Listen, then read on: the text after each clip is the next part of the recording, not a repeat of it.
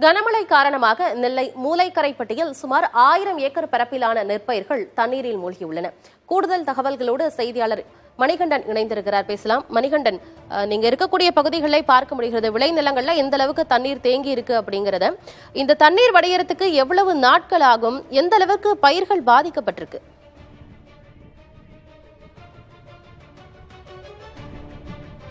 ஆனந்தி, நெல்லை மாவட்டத்தில் தொடர்ந்து 3 நாட்களாக கனமழை பெய்துவது, இதனால் பல்வேறு பகுதிகளில் தண்ணீர் தேங்கி வீடுகள் சேதமானது, சாலைகள் துண்டிப்பு ஏற்பட்டது. இருந்த போதிலும் இப்போ நம்ம இருக்கக்கூடிய பகுதி நெல்லை மாவட்டத்திலே மூலைக்கரைப்பட்டியில் தான் அதிக மில்லிமீட்டர் 125 மில்லிமீட்டர் அளவுக்கு மழை பதிவானது. இந்த பகுதியில் பாலங்கள் துண்டிக்கப்பட்டுள்ளது. மிக முக்கியமாக நான் பார்க்கணும்னா இந்த பகுதியில் பார்க்கலாம். நீங்கள் இந்த பகுதியில் ஃபுல்லாகவே 1000 ஏக்கருக்கு மேலே நெற்பயிர்கள் அதிகம் பயன்பட்டுருக்காங்க. கிட்டத்தட்ட 1.5 மாதம் ஆச்சு இந்த நெற்பயிர்களில் பயிரிடப்பட்டு. ஆனால் இப்போ எல்லாமே ரொம்ப அழுகி போயிடுச்சு, நீரில் மூழ்கி போயிடுச்சு. இதனால் மக்கள் ரொம்ப விவசாயிகள்லாம் வாடி போயிருக்காங்க.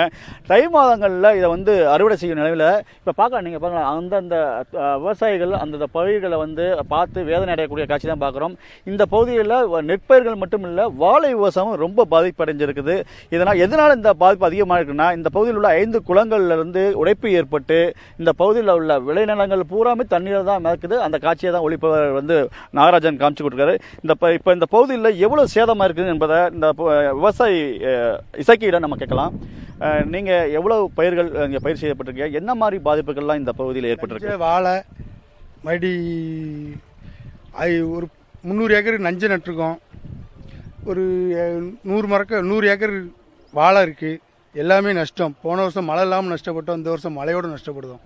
விவசாயி இதுக்கு மேலே கவர்மெண்ட்டு பைசா கொடுத்தாலும் கூட எங்களால் அடுத்தால விவசாயம் பண்ண முடியாது. அந்த அளவுக்கு லாஸ் ஆகி இருக்கோம். கடவுள் தான் அடுத்தாலையும் இப்படி பண்ணுதாங்க, என்னன்னு தெரியல. மற்றொரு விவசாயி பாலு இருக்கிறவர்கிட்ட கேட்கலாம். நீங்கள் எத்தனை ஏக்கரில் இந்த நெற்பயிர்கள் போட்டிருக்கீங்க? இப்போ இந்த பயிர்களை ஏதாவது மீண்டும் பயிர் செய்ய முடியுமா? இல்லை, இது இன்னும் பயிர் செய்யறதுக்கு ஆகுமாங்க சந்தேகம் தான்.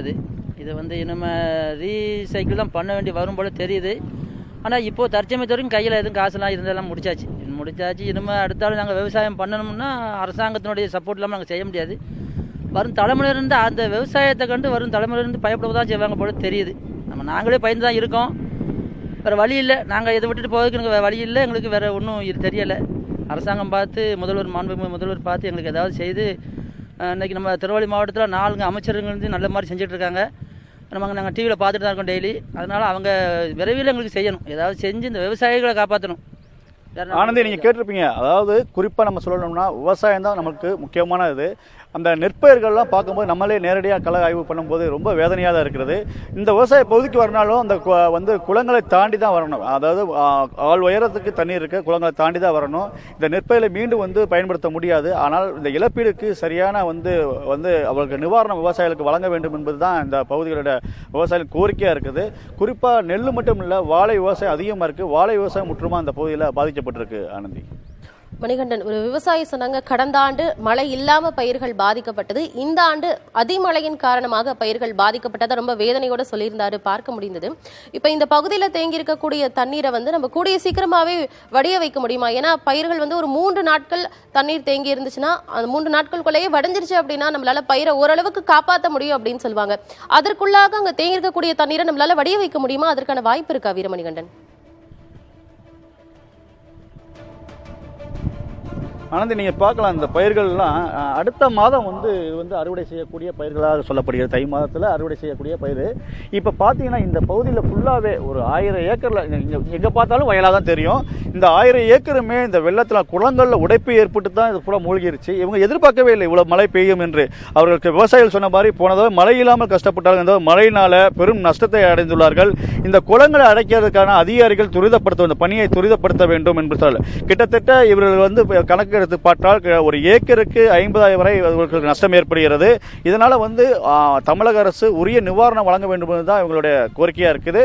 இது மட்டும் இல்லாமல் வாழை விவசாயம் பெருமளவு பாதிக்கப்பட்டிருக்கு. வாழையை பொறுத்தவரை மரங்கள் நட்ட மரங்கள்லாம் இப்போதான் நட்டிருக்காங்க. அந்த மரங்கள்லாம் அடியோடு சாய்ந்து விட்டது. ஆனந்தி, விவசாயிகளுடைய பிரச்சனைகளையும் கோரிக்கைகளையும் நம்ம காட்சிப்படுத்தி இருக்கோம். விவசாயிகள் கோரிக்கை வைத்தபடி தமிழ்நாடு அரசு அவர்களுக்கு உரிய நிவாரணம் மற்றும் இழப்பீடு தொகையை வழங்கும் அப்படின்னு எதிர்பார்க்கலாம். களத்திலிருந்து தகவல்களை பதிவு செய்தமைக்கு நன்றி வீரமணிகண்டன்.